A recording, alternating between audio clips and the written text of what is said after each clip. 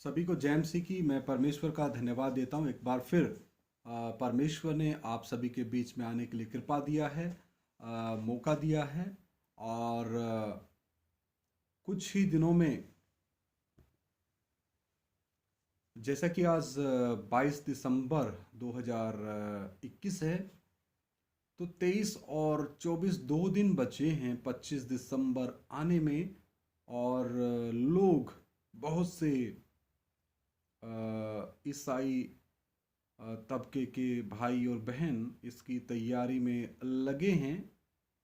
तो हम परमेश्वर के पवित्र शास्त्र बाइबल से, परमेश्वर के वचन से जानेंगे क्या क्रिसमस मनाना परमेश्वर की आज्ञा है या नहीं। आइए सर झुकाएं, प्रार्थना करें। महान जीवते प्रभु, मैं आपका धन्यवाद देता हूँ। थोड़ी देर तेरा जीवता वचन क्रिसमस के बारे में सीखने जा रहे हैं। क्या ये आपकी आज्ञा है या मनुष्यों की रीति है? पवित्र आत्मा, आप ही इस भेद को खोल के दें। एक एक भाई बहन, बच्चे, बुजुर्ग, नौजवान की बुद्धि प्रभु यीशु मसीह के नाम में खुल जाए। और जो जो भाई बहन, बच्चे, बुजुर्ग, नौजवान ये वचन सुने, प्रभु आप उनसे बात करें और उनको वचन की सच्चाई के बारे में पता चल जाए कि प्रभु यीशु मसीह अल्फा और ओमेगा है। प्रभु यीशु मसीह देह में प्रकट हुए हैं, वचन देहधारी हुआ है। प्रभु आप ऐसा ही होने दें। पवित्र आत्मा आप एक एक से बात करें, प्रभु यीशु मसीह के नाम से मांगते हैं, आमीन। आइए मेरे भाइयों बहनों, समय व्यर्थ किए हम परमेश्वर के वचन से सीखेंगे।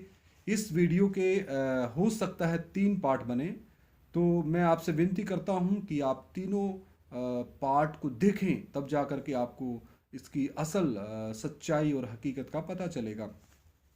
आइए हम देखते हैं उत्पत्ति 3 अध्याय 15 वचन। उत्पत्ति 3 अध्याय 15 वचन। और मैं तेरे, परमेश्वर यहां पर पहला श्राप सर्प को दे रहा है, क्योंकि सर्प के शरीर को इस्तेमाल करके शैतान ने हव्वा को भरमाया। तो ये आदम और हव्वा की पाप में गिरने के बाद की स्थिति है और परमेश्वर का न्याय इनके ऊपर आता है। मैं उत्पत्ति 3 अध्याय 15 वचन पढ़ रहा हूं।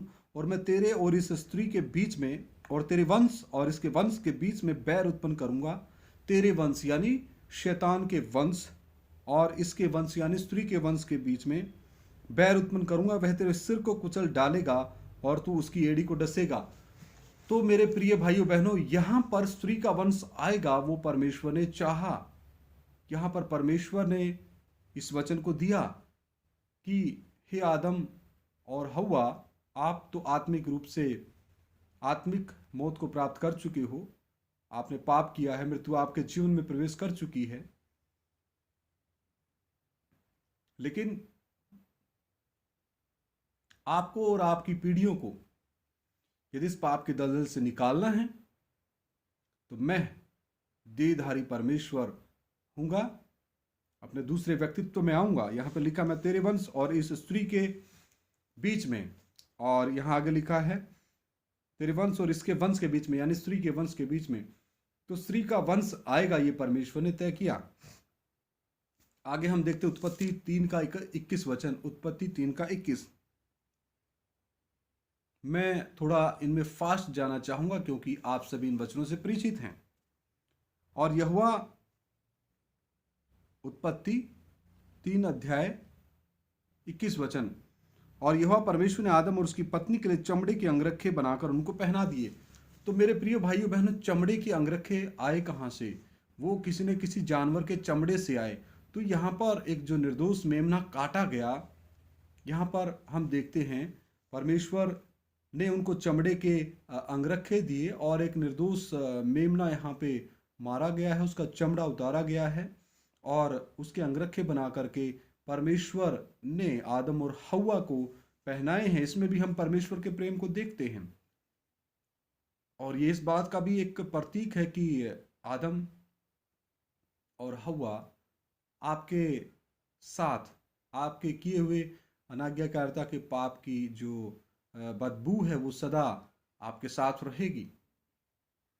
तो मेरे प्रिय भाइयों बहनों, यहाँ एक और चिन्ह परमेश्वर ने दिया, जिस रीति से हे आदम और हव्वा, ये निर्दोष मेमना काटा गया है, इसका खून बहाया गया है, इसको एदन की वाटिका में वध किया गया है, और इसके चमड़े से आपके पापी तनों को ढकने के लिए अंगरखा बनाया गया है।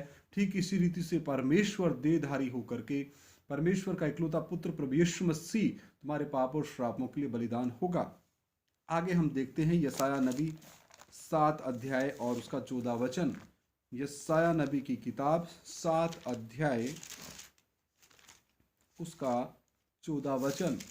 मैं बिल्कुल गहराई से इस विषय की शुरुआत कर रहा हूं, इसलिए इस विषय में 3 पार्ट बनने की संभावना है। तो इत्मीनान से आप इन सभी पार्ट को सुनिएगा और परमेश्वर का आत्मा आपको एक एक स्पष्टीकरण देगा। यशायाह नबी की किताब 7 अध्याय और उसका 14 वचन। यहाँ पर हम इम्मानुएल का चिन्ह के बारे में देखते हैं। इस कारण प्रभु आप ही तुमको एक चिन्ह देगा, सुनो, एक कुमारी गर्भवती होगी और पुत्र जनेगी और उसका नाम इम्मानुएल रखेगी। जैसा मेरे प्रिय भाइयों बहनों उत्पत्ति 3:15 में हमने देखा था कि स्त्री का वंश आएगा, तो इसकी भविष्यवाणी लगभग 750 साल पहले, प्रभु के जन्म से 750 साल पहले परमेश्वर ने यशायाह नबी के मुंह से इस भविष्यवाणी को कहलवाया। एक बार फिर मैं पढ़ता हूं, इस कारण प्रभु आप ही तुमको एक चिन्ह देगा। तो ये चिन्ह दे कौन रहा है? कोई मनुष्य नहीं दे रहा, कोई पीर फकीर संत महात्मा देवी देवता अवतार गुरु ये नहीं दे रहा। यहाँ पर खुद प्रभु परमेश्वर, एकमात्र सच्चा परमेश्वर अपने नबी यशायाह को ये चिन्ह दे रहा है। इस कारण प्रभु आप ही तुमको एक चिन्ह देगा, सुनो, एक कुमारी गर्भवती होगी और पुत्र जनेगी और उसका नाम इम्मानुएल रखेगी। मत्ती 1:23 में हम इसका अर्थ देखते हैं। इम्मानुएल का अर्थ है परमेश्वर हमारे साथ है। अभी यशायाह 9:6 भी हम देखते हैं। क्योंकि हमारे लिए एक बालक उत्पन्न हुआ, हमें एक पुत्र दिया गया और प्रभुता उसके कांधे पर होगी और उसका नाम अद्भुत, युक्ति करने वाला, पराक्रमी परमेश्वर, अनंत काल का पिता। ये है कौन? असल में जो बालक आया है हमारे पाप और श्रापों को उठाने के लिए, ये देहधारी परमेश्वर है और अनंत काल का पिता है और शांति का राजकुमार रखा जाएगा। तो मेरे प्रिय भाइयों बहनों, ध्यान से प्रार्थना के साथ आप इन विषयों को, इस महत्वपूर्ण विषय को अगर सीखेंगे प्रभु यीशु मसीह के लहू की जय पुकारते हुए, तब ही ये समझ में आएगा। और ध्यान से आप इन वचनों के ऊपर ध्यान लगा करके आप इनको सुने और सीखें। आगे हम देखते हैं यशायाह नबी 53 अध्याय 1 और 2 वचन। जो समाचार हमें दिया गया उसका किसने विश्वास किया? यशायाह नबी कह रहा, प्रभु किसी ने विश्वास नहीं किया। और यहोवा का भुजबल किस पर प्रकट हुआ? तो यहाँ पर यहोवा का भुजबल का अर्थ है परमेश्वर की असीमित ताकत। और यहाँ पर जो यशायाह नबी बोल रहा है कि जो समाचार हमें दिया गया है, पिता परमेश्वर आपने हमें जो समाचार दिया है उसका किसने विश्वास किया? प्रभु किसी ने विश्वास नहीं किया। तो आज आपके सामने ये क्रिसमस डे के बारे में जो परमेश्वर का आत्मा, ये वचन मुझे, मैं प्रभु से डर और भय के साथ और आदर के साथ आप सभी से मैं बताना चाहता हूँ। ये विषय मुझे 22 अक्टूबर 2018 का पवित्र आत्मा ने दिया हुआ है और आज अपने आत्मिक अगमों की आज्ञा के अनुसार ये आप सभी के बीच में मैं साझा कर रहा हूँ, क्योंकि मैं आप सभी से प्रेम रखता हूँ। मैं किसी की भावनाओं को कष्ट पहुँचाने के लिए, दुख देने के लिए इस रीति से मैं इस वचन को रिकॉर्ड नहीं कर रहा। मेरे प्रिय भाइयों बहनों, आप आत्मिक हालात में रहें, आत्मा और प्रार्थना में जागते रहें। तो यहाँ पर लिखा है कि किसने विश्वास किया और यहोवा का भुजबल किस पर प्रकट हुआ, क्योंकि वह उसके सामने अंकुर के समान और ऐसी जड़ के समान उगा जो निर्जल भूमि में फूट निकले। उसकी ना तो कुछ सुंदरता थी, किसकी? प्रभु यीशु मसीह की। ना तो कुछ सुंदरता थी कि हम उसको देखते और ना उसका रूप ही हमें ऐसा दिखाई पड़ा कि हम उसको चाहते। लेकिन आज कितने गिरजाघरों में प्रभु यीशु मसीह का जो एक फोटो लगाया जाएगा, मोमबत्तियां जलाई जाएंगी, जो बिजलियों के द्वारा लड़ियां लगाई जाएंगी, डेकोरेशन यानी सजावट की जाएगी। तो मेरे प्रिय भाइयों बहनों, आप इस विषय को सावधानी से सीखें। ऐसा करना गलत है। यहाँ पर वचन कहता है, ऐसी जड़ के समान उगा जो निर्जल भूमि में फूट निकले। उसकी ना तो कुछ सुंदरता थी कि हम उसको देखते और ना उसका रूप ही हमें ऐसा दिखाई पड़ा कि हम उसको चाहते। आगे हम और देखते हैं वचन मीका 5:2, मीका 5:2, मीका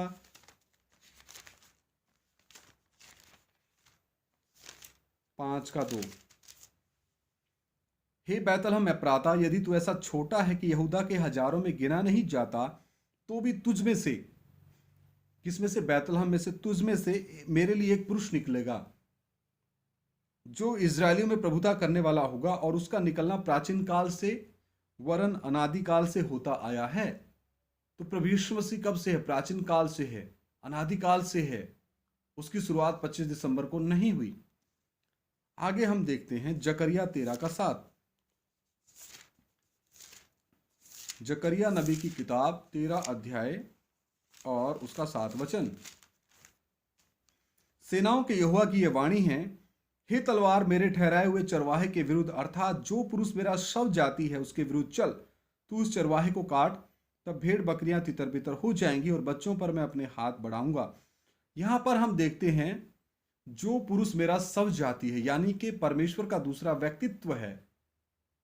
परमेश्वर का पहला व्यक्तित्व अपने दूसरे व्यक्तित्व के बारे में, पुत्र परमेश्वर के बारे में। परमेश्वर ने अपने आप को 3 व्यक्तित्व में प्रकट किया है, पिता, पुत्र और पवित्र आत्मा, तीनों मिलकर के एक परमेश्वर, त्रिएक परमेश्वर, यहोवा परमेश्वर, मैं जो हूं सो हूं परमेश्वर। जब यहां पर लिख रहा है कि जो पुरुष मेरा शव जाति है, यानी कि पिता परमेश्वर का दूसरा व्यक्तित्व, पुत्र का व्यक्तित्व, जो पिता अनंतकालीन है, पुत्र अनंतकालीन है, पवित्र आत्मा अनंतकालीन है, और तीनों मिलकर के एक परमेश्वर है। परमेश्वर ने अपने आप को 3 व्यक्तित्व में प्रकट किया है। जैसे मैं अभी आपके सामने परमेश्वर के दास के तौर पर आपसे मैं रूबरू हो रहा हूं, और जब मैं अपनी पत्नी के सामने जाता हूं तो मैं एक पति के तौर पे, एक पति के व्यक्तित्व के तौर पे उनके सामने जाता हूं।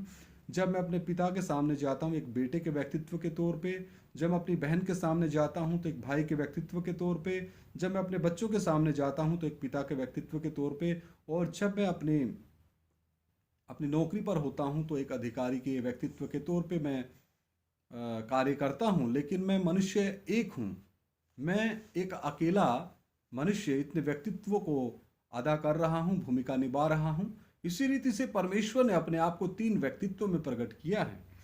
यहां पर वचन में लिखा, जो पुरुष मेरा शव जाति है उसके विरुद्ध चल, यानी प्रभु यीशु मसीह जब इस जगत में आया, देहधारी हुआ, वचन देहधारी हुआ, उसने हमारे पापों श्रापों को उठाया, तो परमेश्वर के न्याय की तलवार उस पाप के ऊपर चली, प्रभु यीशु मसीह के ऊपर चली, क्योंकि प्रभु यीशु मसीह ने हमारे पापों और श्रापों के निमित्त अपने आप को कुर्बान किया, बलिदान दिया, क्रूस पे जान दी, अधोलोक में आत्मिक तौर पे वो कीमत अदा की, आत्मा और प्राण अधोलोक में धनवान के संगी हुए, वो भी कीमत अदा की, और तीसरे दिन मुर्दों में से जी उठे।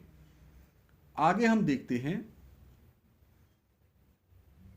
यहां तक हमने सीखा, एक हमने पृष्ठभूमि देखी कि प्रभु यीशु मसीह का आना कब से है और परमेश्वर की क्या योजना इसके पीछे रही है। अगले भाग में हम आगे इससे बढ़ेंगे। आइए सर झुकाएं, प्रार्थना करें। महान जीवते पिता प्रभु यीशु मसीह, मैं आपका धन्यवाद करता हूं, थोड़ी देर तेरा जीवता वचन सीखने के लिए आपने कृपा दिया। प्रभु मैं विनती करता हूं, जो भी भाई बहन ये पहला भाग देख रहे हैं, दूसरे भाग को देखने के लिए भी आप उनकी बुद्धि समझ खोल दें। प्रभु यीशु मसीह के नाम से मांगते, सुनो और ग्रहण करो, आमीन। सभी को जय मसीह की मेरी विनती है, आप दूसरा भाग अवश्य देखें।